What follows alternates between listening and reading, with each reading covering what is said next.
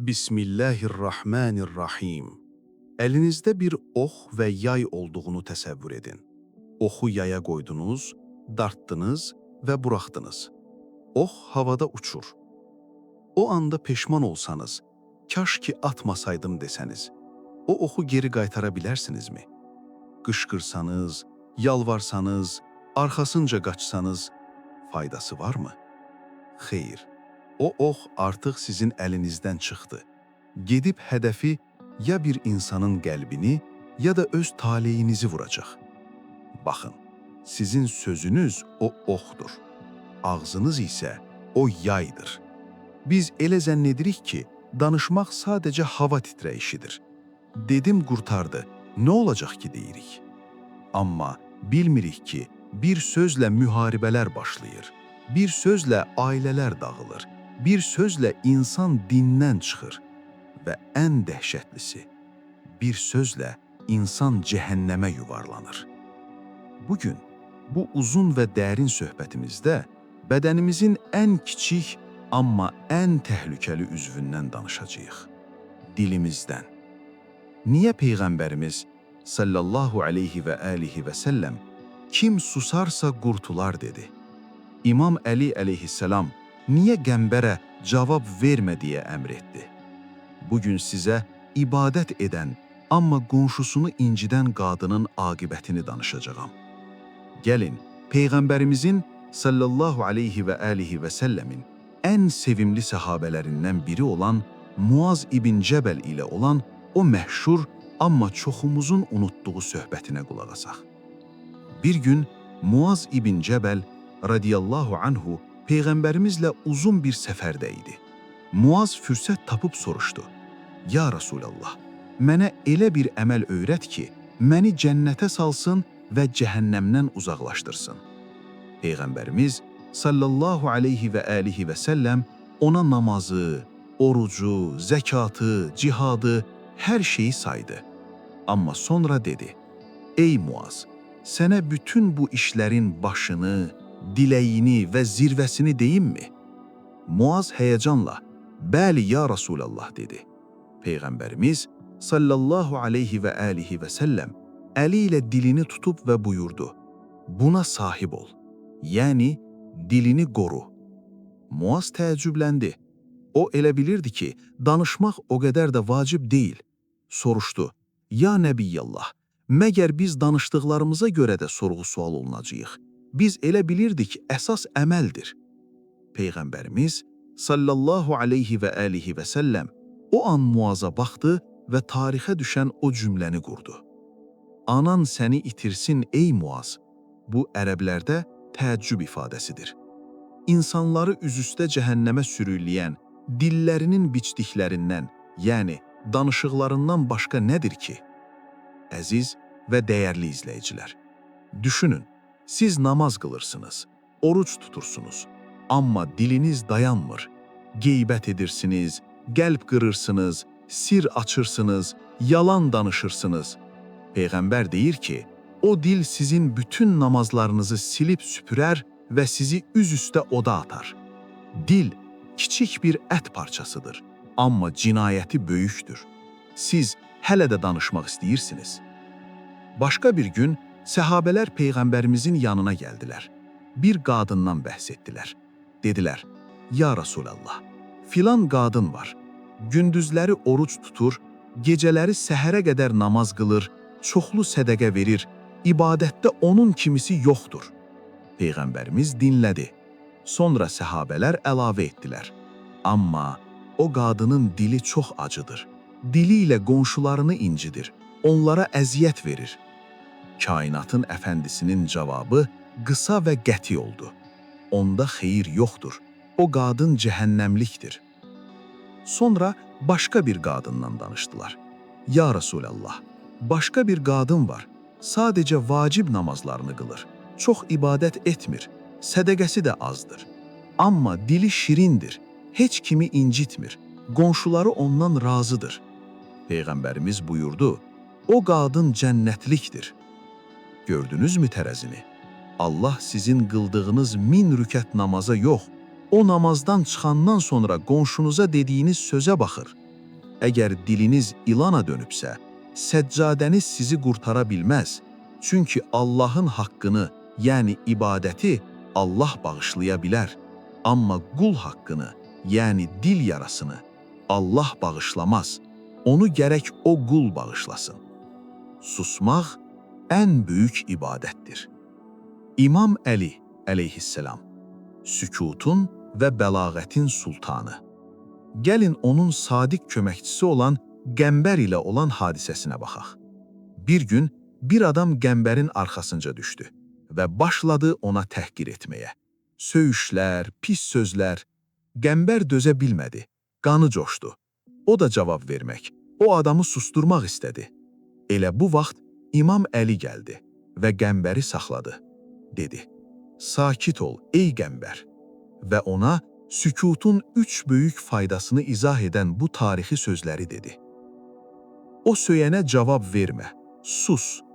Belə etsən, Rəbbini, yəni Allahı razı salarsan. Şeytanı qəzəbləndirərsən, yəni çatladarsan və o axmaq adamı cəzalandırarsan. Sonra imam əlavə etdi, and olsun Allaha, mömin öz Rəbbini sükut, yəni yumşaqlıq qədər heç nə ilə razı sala bilməz və axmaq üçün susmaqdan daha ağır cəza yoxdur. Düşünün, biri sizə qışqırır, siz də ona qışqırırsınız. Səviyyə eyniləşir, şeytan bayram edir. Amma o qışqıranda siz sussanız və sadəcə baxsanız, o adam daxilən yanar, partlayar. Sizin sükutunuz ona ən böyük şillə olar.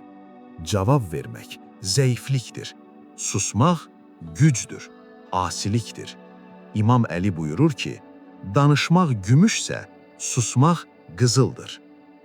Gəlin məsələnin kökünə enək. Hamımız xilas olmaq istəyirik, elə deyilmi? Dərdlərdən, günahlardan, cəhənnəm əzabından qurtulmaq istəyirik. Bəs bunun yolu nədir? Bir gün səhabə Uqbə ibn Amir radiyallahu anhu qaçaraq Peyğəmbərimizin yanına gəldi. Üzündə bir təlaş, qəlbində böyük bir sual vardı.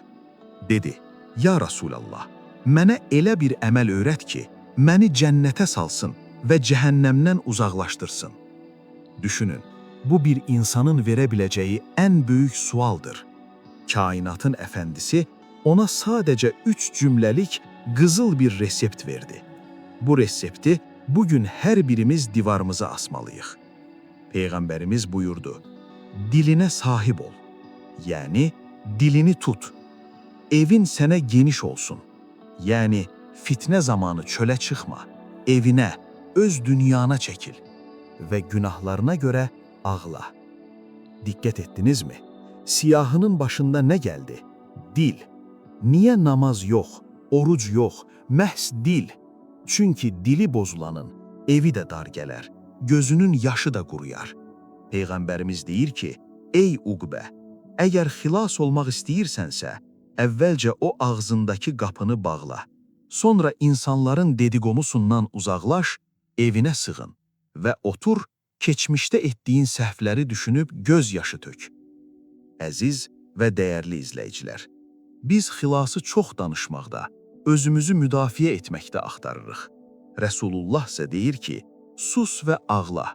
Çünki susan insan düşünər, düşünən insan peşman olar, peşman olan insan isə bağışlanar. Bugün bu nəsihəti tutun.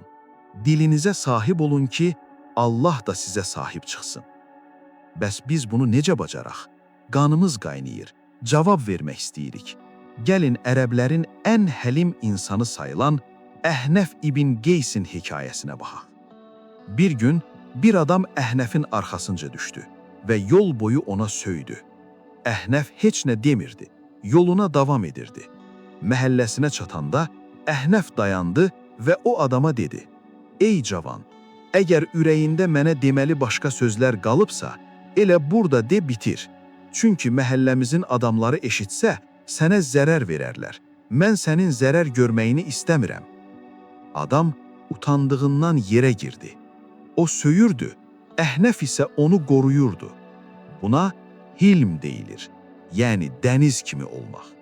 Dənizə daş atsan, dəniz bulanarmı? Yox, daş batar, dəniz yenə sakit qalar. Siz gölməçək olmayın ki, bir daşla bulanasınız. Siz dəniz olun. Söz gəlsin, sizə dəysin və batsın. Əziz və dəyərli izləyicilər, indi ən çətin işi görəcəyik. Dilimizə kilid vuracağıq, qəlbimizi açacağıq. Sizdən xahiş edirəm, harada olursunuzsa olun, gözlərinizi yumun və qərar verin. Mən indi sadəcə dinləyəcəyəm. İndi mənimlə birlikdə bu qoruyucu zikirləri qəlbinizlə təkrar edin. Ya Səttar, ey eyibləri örtən Allahım, mənim dilimin xətalarını ört, məni insanlara rüsvay etmə. Ya Hafiz, ey qoruyan, məni dilimin bəlasından qoru. Ağzımdan çıxacaq söz, əgər sənin rizan deyilsə, onu boğazımda düyünlə. La ilahə illallah, məlikul haqqul mubin. Haqq olan Allahdan başqa ilah yoxdur. Haqqı danışmayacaqsamsa, mənə susmağı nəsib et. Əstəğfirullah min kulli zəmbin. Dilimlə etdiyim qeybətə, yalana, iftiraya, qəlb qırmağa görə tövbə edirəm Allahım. Dilimi təmizlə. La həvlə və la quvvətə illə billəh. Güc sənindir. Mənə nəfsimə hakim olmaq üçün, susmaq üçün güc ver. Bugündən etibarən danışmazdan əvvəl sözünüzü 3 ələkdən keçirin. Bu söz həqiqətdirmi? Bu söz xeyirlidirmi? Bu sözü demək lazımdırmı? Əgər biri belə yoxdursa, susun. Susmaq peyğəmbərlərin bəzəyidir. Əgər bu video sizi birazca da olsa düşünməyə vadar etdisə, zəhmət olmasa bəyən düyməsinə basaraq bizə dəstək olun. Kanalımıza abunə olun və rəy bölməsində özünüzə verdiyiniz sözü möhürləmək üçün bunu yazın. Xeyir danış ya da sus. Diliniz zikirli, qəlbiniz nurlu, sükutunuz hikmət olsun. Hələlik Allah amanında.